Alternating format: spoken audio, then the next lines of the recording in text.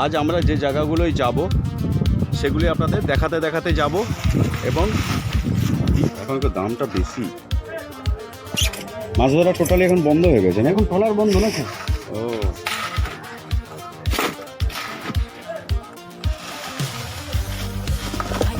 দারুণ লাগে রাস্তার ধারে যদি এরকম সমুদ্র কন্টিনিউয়াস চলতে থাকে, তো প্রাকৃতিক পরিবেশটা হয়ে ওঠে অনন্য। সব ট্রলার লাইন ধরে দাঁড়িয়ে আছে, ট্রলার এখানে এই মুহূর্তে রিপেয়ারিং এর কাজ চলছে সব। এখানকার স্থানীয়দের কাছে না বড় বড় কচ্ছপ এখানে দেখা যায়। অবশ্য আপনার যদি ভাগ্য ভালো থাকে। Hello, good morning from Digha Mohana. তো আজকে আমাদের বাড়ি ফেরার পালা, এবং এই বাড়ি ফেরার পালার মধ্যেই আজ আমরা যে জায়গাগুলোয় যাব সেগুলি আপনাদের দেখাতে দেখাতে যাব, এবং দীঘা পার্টের সমস্ত এপিসোডটা এইভাবেই আজ আমরা শেষ করব। তো দেখতেই পাচ্ছেন এর মধ্যে আমার ব্যাকগ্রাউন্ডে এই যে চম্পা নদীর কোনো একটা খাড়ি টাইপের অংশ, এখানে সামথিং কিছু একটা কাজ হচ্ছে। আর ওই যে দূরে হচ্ছে বঙ্গোপসাগরের সঙ্গে এই চম্পা নদী গিয়ে মিলিত হয়েছে, অর্থাৎ মোহনা। এবং এখানে আমরা কিছুটা মাছ কিনবো, সেটাও আমরা দেখাবো। দেখিয়ে আমরা বেরাবো শঙ্করপুর তাজপুর হয়ে আমরা বাড়ির পথে যাব, এবং সমগ্র জার্নির ভিতরের পার্টগুলো আপনাদের সামনে তুলে ধরবো এবং শেয়ার করতে থাকবো। তো চলুন, কেমন কি মাছ আমরা কিনি সেটা আমরা দেখাবো। এটা স্কুইড, জায়ান্ট স্কুইড, কিন্তু এটা নেইনি আমরা, বাকিগুলো নিয়েছি। দেখুন ছোট পমফ্রেটগুলো। আচ্ছা, তাহলে কত হলো? না, ইলিশ আর নেবো না। আচ্ছা, এইরকম একটা দেখে দেখুন।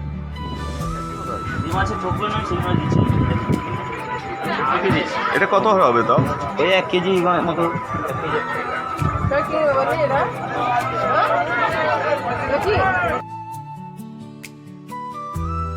তো এইখান থেকে বেছে বেছে বড় বড় সাইজের এই যে পাটা ক্যাঁকড়া 2 কিলো নিলাম। পমফ্রেট বেশ সুন্দর বড় সাইজের, ওটাও 2 কিলো নিয়েছি, এবং 1 কিলো ইলিশ নিয়ে আমরা প্যাকিংয়ে যাই। দেখতে থাকুন। আমরা যে দোকান থেকে নিলাম তার সাইনবোর্ডটা দেখাচ্ছি আমি। এই যে দেখে নিন সাইনবোর্ডটা, আপনারাও এখান থেকে নিতে পারেন, সুবিধাই পাবেন।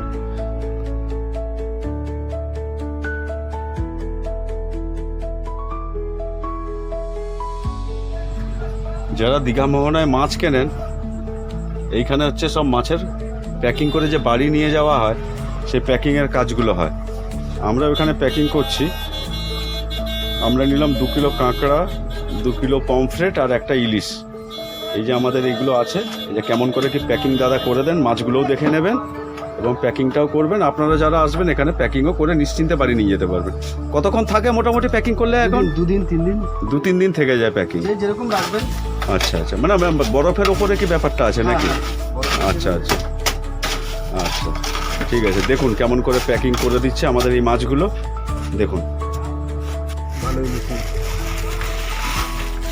এখন তো দামটা বেশি, মাছ ধরা টোটালি এখন বন্ধ হয়ে গেছে না? এখন ট্রলার বন্ধ না স্যার। ও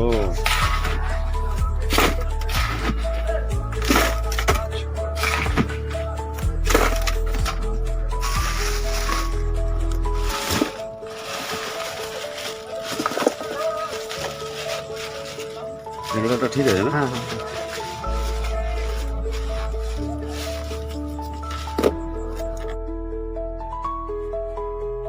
তবে একটা কথা বলে দেওয়া ভালো, যে দীঘা সম্পূর্ণভাবে থার্মোকল এবং প্লাস্টিক টোটালি প্রহিবিটেড, অর্থাৎ নিষিদ্ধ। কারণ ক্লিন দীঘা ইমেজটা তৈরি করার চেষ্টা করছেন সরকার কর্তৃপক্ষ, সুতরাং আপনারা সচেতন থাকবেন। দীঘার যে মোহনা থেকে আমরা যে মাছ কিনেছিলাম, মাছ কিনে আমরা যাচ্ছি এখন শঙ্করপুর, তারপরে যাব তাজপুর হয়ে আমরা বাড়ির পথে আমরা রওনা হব। এই যে যাচ্ছি রাস্তায়, দেখুন সামনের রাস্তা দিয়ে যাচ্ছি, এটা ভেতরের রাস্তা।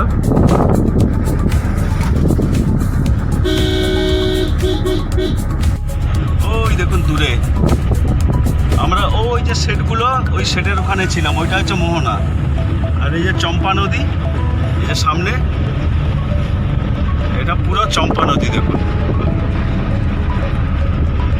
দারুণ একটা পরিবেশ এখানে, দেখুন কত সুন্দর ভিউ। এই দেখুন চম্পা নদী।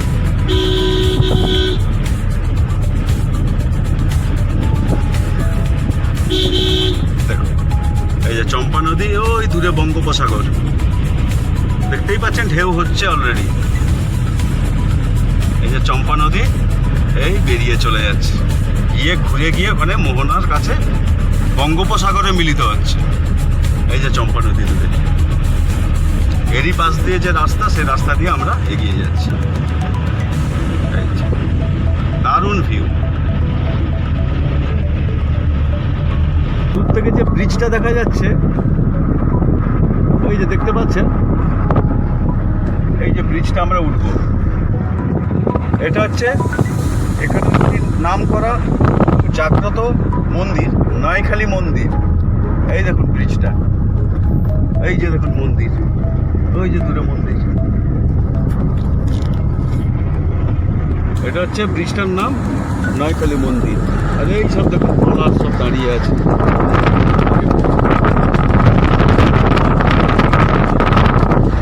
অন্যত্র যাচ্ছে। এই দেখুন সব ট্রলার রিপেয়ার হচ্ছে, দেখুন সাইডে সব ট্রলার রিপেয়ার হচ্ছে, লাইন ধরে ট্রলার। দেখুন সামনে দেখুন, এই দেখুন সব ট্রলার লাইন ধরে দাঁড়িয়েছে, সব ট্রলার এখানে এই মুহূর্তে রিপেয়ারিং এর কাজ চলছে সব।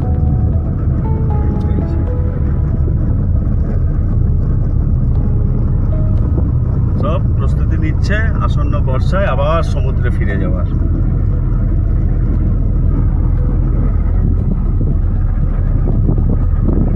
তো প্রায় শঙ্করপুরের আমরা কাছাকাছি চলে এসেছি। এই সমস্ত হোটেল এবারে চোখে আসতে আরম্ভ হয়ে গেছে।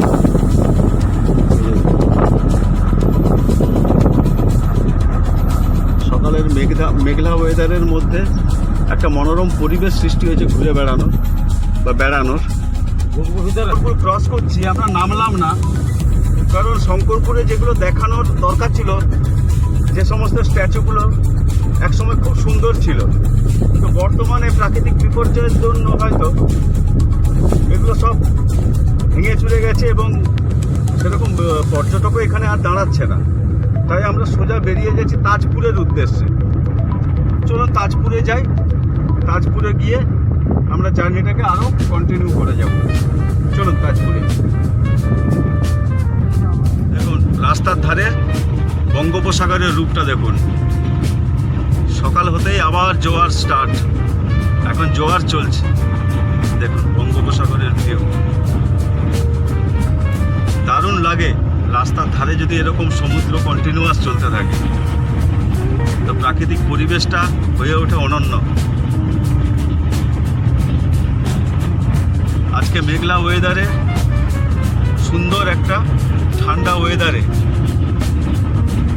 আমরা বাড়ি ফেরার পথে এই বঙ্গোপসাগরের পাশ দিয়ে আমরা চলছি তাজপুরের উদ্দেশ্যে। এবং দেখুন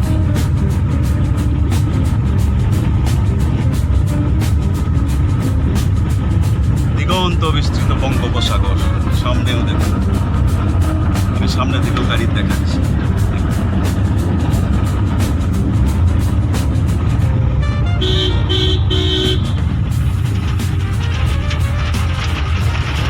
চলুন তাজপুরে গিয়ে দেখা হচ্ছে। Welcome to Tajpur.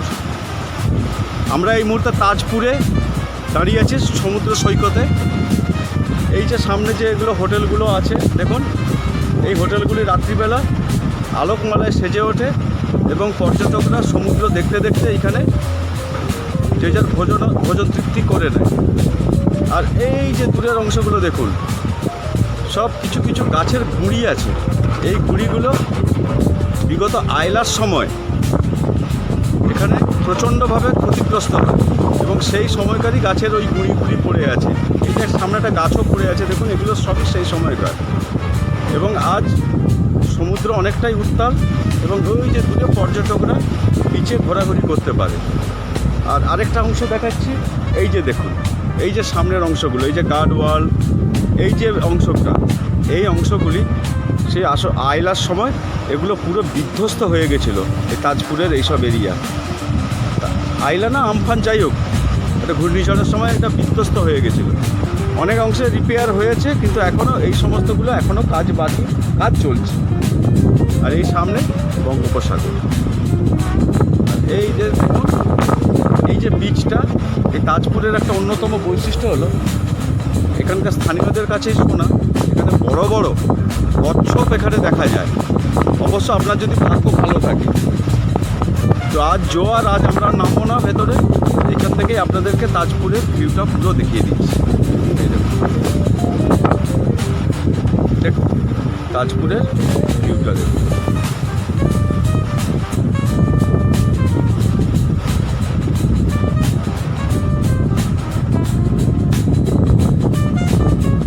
এই জোয়ারেই গার্ডওয়ালে কীভাবে জল ধাক্কা দিচ্ছে, তার মানে ভাবুন একটা ঘূর্ণিঝড়ের কী অবস্থাটা হয়। এখনও পুরো জোয়ার তাও আসেনি, জোয়ার সবে আসতে আরম্ভ হয়েছে, তারই মধ্যে এই অবস্থা, সমুদ্রের রূপ দেখুন। চলুন আমরা জার্নিটাকে এবারে কন্টিনিউ করি। তাজপুর মোটামুটি দেখিয়ে দিলাম, এবার আমরা আবার জার্নিটা স্টার্ট করি। তো আমরা জার্নি এগিয়ে নিয়ে চলছি।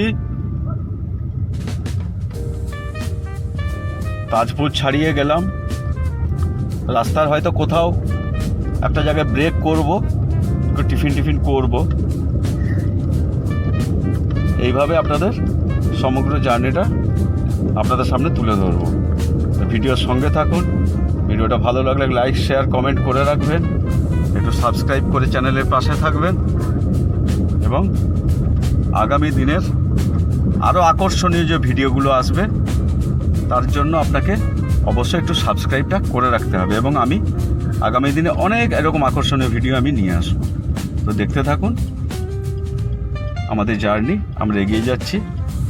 ওই যে পুরো আমরা যাচ্ছি সবাই বাড়ির উদ্দেশ্যে। কোথায়?